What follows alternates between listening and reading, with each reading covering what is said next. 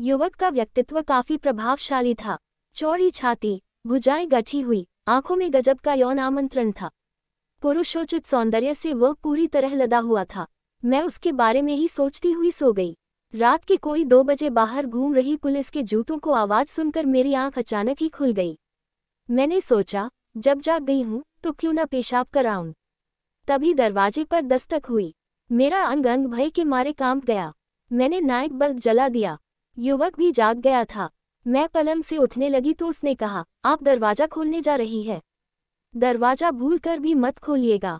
Police गश्त लगाकर चली गई है और बाहर हिंदू मुस्लिम आपस में कट मर रहे हैं। मैं खिड़की से सब देख रहा हूँ। इतने में दरवाजे पर फिर दस्तक हुई। मैं डर के मारे दोहरी हो गई। दरवाजे पर हथेलियों की थपथपाहट बढ़ती ही जा रही थी। तभी कुछ लोग मेरा दरवाजा तोड़ने लगे। युवक सोफे से उठकर दरवाजे के पास आकर खड़ा हो गया और चिंतित होते हुए बोला, ये लोग काफी संख्या में हैं। दरवाजा तोड़ सकते हैं, लेकिन डरने की कोई बात नहीं है। कोई हथियार है तो ले आए। मैं दौड़ी दौड़ी बरामदे में आए और बांस की 2 मजबूत बल्लियां लेकर कमरे में आ गई। युवक ने उन बल्लियों को दरवाजे से लगाकर कहा, बल्लियां काफी मजबूत हैं, मैं इन्हें मजबूती से पकड़कर बैठ जाता।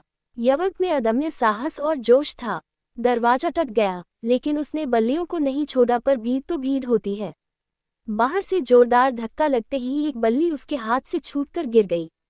युवक पसीने पसीने हो गया, खिड़की के पास आकर खड़ी हो गई। दंगे के बाद की स्थिति कितनी भयावह और दयनीय हो गई थी।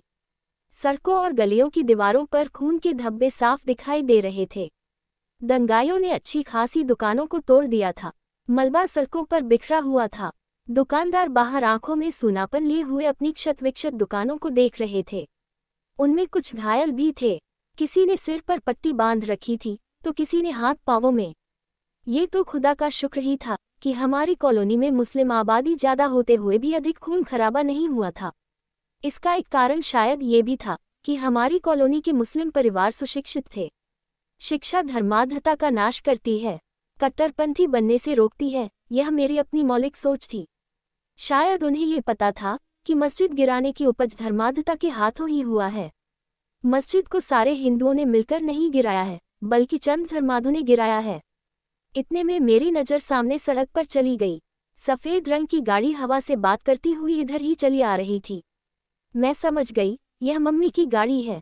इतनी तेज गति से गाड़ी वही चलाती है। देखते ही देखते मम्मी की गाड़ी मकान के गेट के सामने आ खड़ी हुई। मम्मी ने आज अपने बालों का स्टाइल बदल रखा था। उसके होठों पर लिपस्टिक भी कोई दूसरे ही शेड की थी। साड़ी भी उसके शरीर पर हल्के गुलाबी रंग की थी।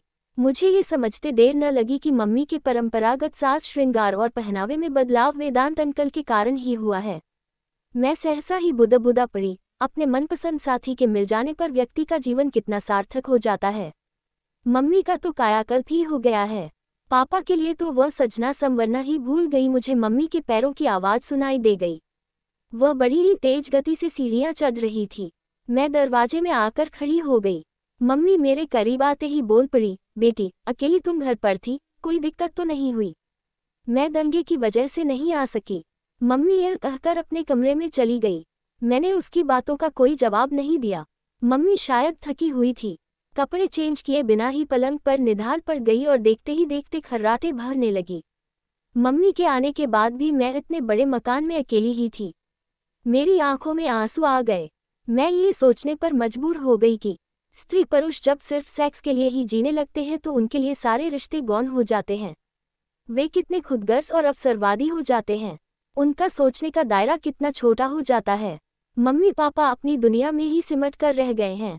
घर में एक युवा लड़की भी है, इसका एहसास तक भी उन्हें नहीं है। ये सोचते सोचते अचानक ही मुझे ध्यान आया कि आज मुझे माधुरी के घर जाना है और मैं तैयार होने लगी।